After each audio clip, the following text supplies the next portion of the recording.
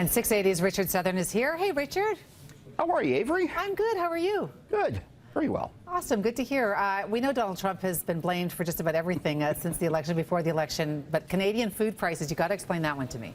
Yeah, so big study out of Dalhousie University in Halifax, and they found, the researchers there, Avery, that the average Canadian family will spend about $420 more on food next year, both from the grocery store and from eating out. And yeah, they say the falling loonie is to blame, but as well, you can pin this one on the Donald. So several of Trump's policies could drive up Canadian grocery bills.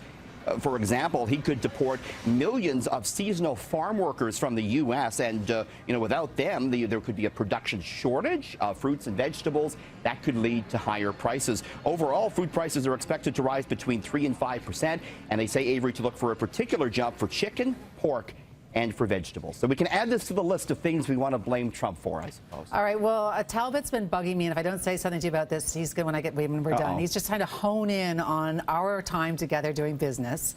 He thinks that it's some kind of a message that it's $4.20 is the cost that it's going up, and he believes this is somehow to do with the legalization of marijuana. He has this on the brain, Avery. I don't know. He can't let this go. We're trying to do a serious business report here. I know. And he chimes in. And what you don't see is that he's actually sitting right off to my side. He's clapping, so excited that we mentioned him in business. Moving on quickly. Christmas, I actually put my Christmas tree up this weekend and spent a ridiculous amount of money on those little lights that you install outside of the house that are supposed to light up the house. Do you know what the ones I mean? They project. These are the ones that project. Yes, these are the new things now. You project your lights instead of hanging them up. Not a good idea. It doesn't look good. I thought it would be an easier option, but I guess it's not the same, is it? Maybe I didn't spend enough, but you've got some details on how much people are spending on getting ready for Christmas? There's a big economy surrounding the Christmas tree, believe it or not. So 78% of households will actually have a tree up this year. The average price for a natural one, a little bit above $50 last year. That was up 22%. We've actually seen Christmas tree prices steadily increase over the past couple of years. Though 81% of the trees are artificial, so more people buying the fake ones. All told, Avery, North American households will spend more than $1 billion on Christmas trees this year. The experts say a lot of families now, they're buying more than one to put around the house. Oh, Lordy. Okay, listen, you and I both have a connection, sort of 6,000 degrees of separation from one of the people, one of the families on the annual list of the richest Canadians. Yeah, that's right. Canadian Business Magazine out with its annual list of the richest Canadian and richest Canadian families. Topping the list again this year, the Thomson Reuters family. So, of course, they own the Thomson Reuters firm, and their net worth $39.1 billion. Wow. That was up 6.4% from last year. Next on the list, we have another very wealthy Canadian family. It's Gale and Weston next on the list at $13.6 billion. And, of course, they own the George Weston. Mr. Weston owns George Weston Limited, the food processing and distribution company, which was founded by his grandfather.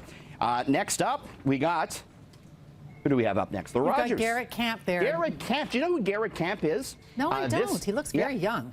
He is the co-founder of Uber, and he is a Canadian, and he's worth $9.1 billion. So it's good to be in on those tech companies, Avery, and he was. Next, we got the Rogers family, and this is, I think, who you're referring to. We have a connection to, of course, Rogers, the owner of 680 News and City News, $8.8 billion for the Rogers family. Next up, we have the Irving family, and another very wealthy family in the oil business here in Canada, $7.5 billion the net worth for them, Avery. We're not on the list. I was looking for us, and we didn't make the cut this year. I am so far. We could do the opposite list. I'm far down on that list. I never really understand what trends on Twitter is and why this is happening. I don't know, but people are posting all kinds of pictures of themselves in 2006 versus 2016. This is all trending, right? I don't know where this came from. They sort of, the selfie comparison 10 years later. So we decided to look at some financial comparisons. First off, it's the TSX. 10 years ago today, it was at $12,895. Today, $15,125. TSX has struggled in the last few years. The Dow's done a lot better, $12,331 a year ago. It's at a record today at $19,251, record high. Look at the average Toronto detached home price. Unbelievable, $355,000 a year 10 years ago. Oh, Lord. $1.3 billion today, a major change. Toronto gas prices 89 cents 10 years ago, $7.9 today. By the way, the price not changing tonight. Finally, the TTC cash fare $2 10 years ago, $3.25 today, Avery. And by the way, so you've seen the effects of inflation, I suppose, when you look at these numbers. New sale item for up at Nordstrom's has a lot of shoppers perplexed. Oh, actually, I did a little digging just to go back to that 10 years ago. I thought I would find a picture of you. Oh, no.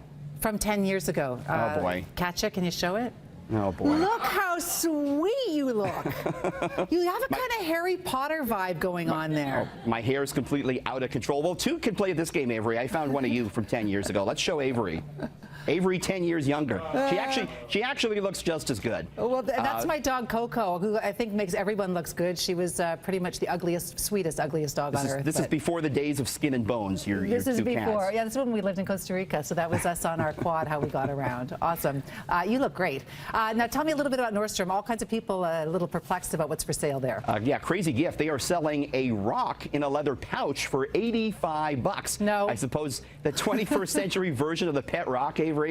Look at this. When you spend $85 on it, they describe it as a smooth Los Angeles area stone wrapped in rich, vegetable tanned American leather. $85. I think whoever buys that should take it and just whack themselves on the head a couple of times about why they're spending so much money. More money than sense, as they say. All right, Richard, thanks. Always a pleasure.